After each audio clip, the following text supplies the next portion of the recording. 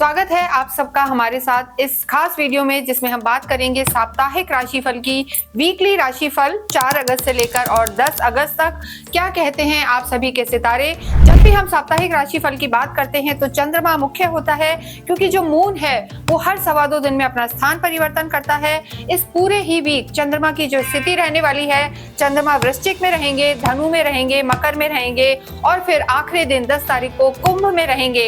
इन सबका प्रभाव आपके जीवन पर क्या पड़ेगा ये हम देखेंगे। साथ ही साथ इस पूरे ही वीक जो है बुध आदित्य योग बना हुआ है और लक्ष्मी कुबेर योग भी बना हुआ है, और इसके साथ शनि और बुध वक्रीय चलेंगे। तो आइए हम जानते हैं कि कैसा प्रभाव ये आपके राशियों पर डालने वाले हैं। इस वीडियो में हम बात करेंगे तुला राशि और तुला लगन के लिए कैसा रहने वाला है ये वीक इनका।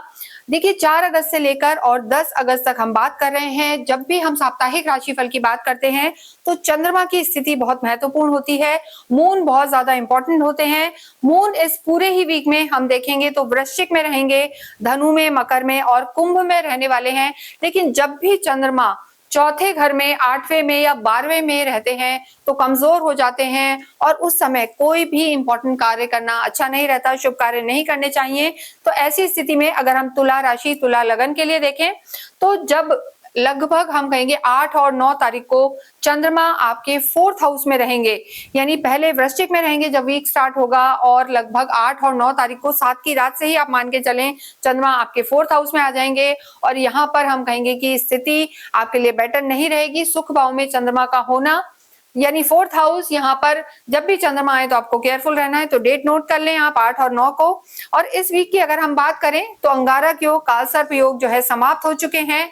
और ओवरऑल अगर हम देखेंगे तो चीजें जो आपकी रहने वाली है, बुध आदित्य योग बना हुआ है, शुक्र और गुरु की युति भी यानी जो हम कहेंगे लक्ष्मी कुबेर योग भी इस वीक में बना हुआ है। एक और योग मंगल और जो शनि है एक दूसरे से 7वें हैं, यानी 7वीं दृष्टि दोनों एक दूसरे पर दे रहे हैं। तो सम सप्तक योग है, मंगल आपके 12th हाउस में है। तो ऐसे में जो मंगल और शनि की युति है ये थोड़ा सा इरिटेबिलिटी बढ़ा सकती है, गुस्सा बढ़ा सकती है, चिड़चिड़ापन रख सकती है। इस चीज का भी इस वीक में ध्यान देना है। इसके साथ ही जो आपकी राशि है तुला राशि, 7 नंबर की राशि है, शुक्र आपके लॉर्ड होते हैं।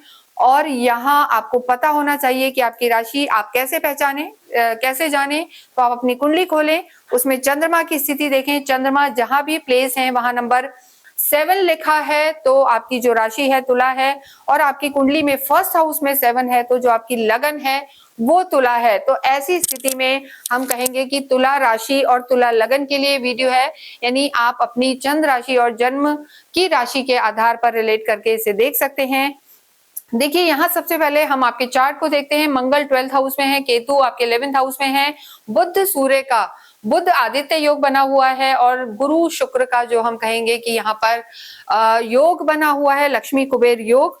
शनि 6ठे घर में है, राहु पंचम में है। तो ऐसी स्थिति में आप पे ना कोई ढैया है ना 7.5 है। तो स्थिति परिस्थिति आपके लिए अच्छी नजर आ रही है, चीजें ठीक हैं, लेकिन किन चीजों का ध्यान रखना है ये हम यहाँ देखेंगे। सबसे पहले अगर हम स्वास्थ्य की बात करें तो स्वास्थ्य की जब हम बात करते हैं तो आपका 1st हाउस देखा जाता है, इम्यूनिटी को देखा जाता है। यहाँ के जो आपके लॉर्ड हैं शुक्र हैं, और शुक्र इस समय आपके भाग्य में है। तो स्वास्थ्य को लेकर यहाँ कोई बहुत ज्यादा नेगेटिविटी नजर नहीं आ रही है, लेकिन ड्राइविंग में केयरफुल रहें। शनि आपके 6ठे घर में है हमने बताया, और मंगल 12वें घर में है, दोनों एक दूसरे को देख रहे हैं। तो ड्राइविंग में विशेष ध्यान रखना है। लोअर बॉडी पार्ट में चोट लग सकती है, लोअर बॉडी पार्ट में पेन्स रह सकते हैं, समस्या भी है, और थोड़ा सा जो हम कहेंगे मानसिक तनाव भी यहाँ पर नजर आ रहा है। मंगल 12वें घर में चले गए हैं तो ऐसे में चिड़चिड़ापन, गुस्सा हो सकता है और नेगेटिविटी भी रह सकती है। विशेषकर 8 और 9 तारीख को चंद्रमा कमजोर रहेंगे तो उस समय आपको थोड़ा सा ओवर थिंकिंग या नेगेटिविटी महसूस हो सकती है, जिसे आपको ध्यान रखना है। ये ट्रांजिट है, अपनी कुंडली में आपके खुद के ग्रह क्या कहते हैं उस पर भी बहुत कुछ निर्भर करता है। नेक्स्ट हम बात करेंगे यहाँ पर आपकी लव लाइफ के बारे में। देखिए जो लव लाइफ है उसे 5th हाउस से देखा जाता है, पंचम से देखा जाता है। राहु यहाँ पर मौजूद हैं, और पंचम के जो आपके लॉर्ड हैं शनि है वो 6ठे घर में चले गए हैं। तो तुला राशि के लिए हम एक और चीज कहेंगे कि लव लाइफ में भी थोड़ा सा ध्यान रखें। आर्ग्यूमेंट्स में ना जाएं। कि राहु अपने आप में माइंडेड होते हैं, डिप्लोमेसी लगाते हैं, इल्यूजन, कंफ्यूजन, बहुत सारी चीजें चलती हैं, तो शक की स्थिति रहती है किसी एक ना एक को। केतु की भी दृष्टि है, तो ऐसे में डाउट ना रखें, ट्रांसपेरेंट रहें, अपने रिश्तों पर विश्वास करें, ये बहुत जरूरी है। और किसी तीसरे व्यक्ति के कहने में ना आए, ये भी स्थितियां बन सकती है। विशेष अगर आप डेट वेट प्लान कर रहे हैं तो 8 और 9 तारीख को तो बिल्कुल भी ना करें, क्योंकि उस समय चंद्रमा कमजोर है। तो तुला राशि, तुला लगन के लिए यहाँ पर जो हम कहेंगे लव लाइफ भी ओके ओके नजर आ रही है, थोड़ा सा केयरफुल रहने की यहाँ पर आपको जरूरत है। इसके बाद हम वैवाहिक जीवन की बात करते हैं। वैवाहिक जीवन के जो आपके लॉर्ड हैं मंगल है। देखिए, सप्तम हाउस के जो स्वामी होते हैं, 7th हाउस, चाहे आपकी राशि तुला हो, वृश्चिक हो या कोई भी हो, सप्तम हाउस से आपके स्पाउस को देखा जाता है, वैवाहिक जीवन को देखा जाता है। यहाँ के लॉर्ड मंगल है, तो वो भी इस समय 12th हाउस में है, त्रिक भाव में चले गए हैं। केंद्र के स्वामी या त्रिकोण के स्वामियों का त्रिक भाव में जाना, छठे, 8वें, 12वें में जाना अच्छा नहीं माना जाता। इसका मतलब ये नहीं है कि आपके रिश्ते खराब होंगे या मैरिड लाइफ खराब होगी। इसका मतलब ये भी हो सकता है कि जो आपके स्पाउस हैं थोड़े बिजी रह सकते हैं, या छोटा मोटा आर्ग्यूमेंट भी हो सकता है। 8 और 9 तारीख को विशेष ध्यान रखना है। या उनके स्वास्थ्य में भी थोड़ी सी गड़बड़ हो सकती है, तनाव में रह सकते हैं, उस वजह से हो सकता है आप में भी थोड़ी सी बॉन्डिंग में कमी आए। इस चीज का आपको ध्यान रखना है। अन्यथा आपका मूड तो काफी अच्छा रहने वाला है। आप शुक्र हैं, रोमांस से भरपूर होते हैं, और आपकी स्थिति भी इस समय गुरु के साथ है, भाग्य में है, तो आप बहुत चीजों को इस समय संभाल के ले जाएंगे। यानी शुक्र की जो स्थिति है वो आपके खुद के लॉर्ड हैं और लाभकारी रहेगी। प्रोफेशनल लाइफ की हम बात करें तो 10th हाउस को देखा जाता है, दशम को देखा जाता है। सूर्य और बुध आपके 10th हाउस में विराजमान है, और बुध आदित्य योग यहाँ पर बना हुआ है। 10th हाउस के लॉर्ड जो है चंद्रमा है। देखिए, ये चीज यहाँ पर कई बार आपके जो कर्म के स्वामी है वो मून है, और जो पार्टनरशिप के स्वामी है वो मंगल है। तो ऐसे में थोड़ा सा कभी कभी आलसी हो जाते हैं, मूडी हो जाते हैं काम को लेके, प्रोक्रेस्टिनेशन, और समटाइम्स हम कहते हैं लेजी हो जाना। तो वो स्थिति कई बार तुला राशि के साथ देखने को मिली है, क्योंकि आपके जो लॉर्ड हैं वही मून है, और मून जब आपके 10th यानी जहां 10 नंबर लिखा हुआ है यानी 4th हाउस में आएंगे तो डेफिनेटली आपके काम को भी प्रभावित करेंगे। आपका आलस बढ़ सकता है, लेजी हो सकते हैं, और उस समय कोई भी बड़ी डील करना, कोई भी ऐसा कार्य करना आपके लिए लाभकारी नहीं रहेगा। तो अपनी डिसीजन मेकिंग को स्ट्रांग रखें। अन्यथा जो बुध आदित्य योग आपके 10th हाउस में बना हुआ है, ये डेफिनेटली यहाँ आपके बॉसेस आपको सपोर्ट करेंगे, प्रमोशन के चांसेस हैं, गवर्नमेंट से रिलेटेड कामों में भी यहाँ फायदा हो सकता है। बुध भी हैं जो आपकी वाणी को काफी अच्छा बनाएंगे, कम्युनिकेशन स्किल आपकी डेवलप होगी, तो यहाँ पर वो स्थितियां बेहतर हैं। कार्य क्षेत्र यहाँ पर बढ़ता हुआ है, जो स्थितियां बनी हुई हैं ओवरऑल, लेकिन खर्चों के योग हैं। उसका बहुत बड़ा रीजन है कि जो धन भाव के स्वामी हैं मंगल हैं, 12वें घर में चले गए हैं, तो ऐसे में प्रॉपर्टी से फायदा, प्रॉपर्टी में खर्चा या विदेशों से लाभ के योग यहाँ पर बनते हैं। तो सोच समझ कर निर्णय लें और ये कार्य को आप ध्यान से करें। इसके साथ ही बात करेंगे हम विद्यार्थियों की।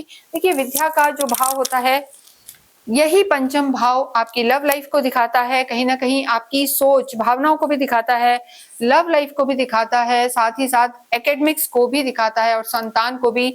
यहाँ राहु का होना विद्यार्थियों के लिए बहुत अच्छा हम नहीं कहेंगे, क्योंकि राहु थोड़ा सा पार्टी पीपल भी बनाते हैं और भ्रमित रखते हैं, कॉन्फिडेंट नहीं रखते, कंफ्यूजन्स भी क्रिएट करते हैं, और संगति को भी खराब कर सकते हैं। तो हम यही कहेंगे बड़े लोगों से कि विद्यार्थियों का यहाँ ध्यान रखें, स्पेशली उनकी जो संगति है, जो उनकी कंपनी है, वो यहाँ पर बेहतर रहे, तो वो स्थिति आपके लिए बेहतर रहने वाली है।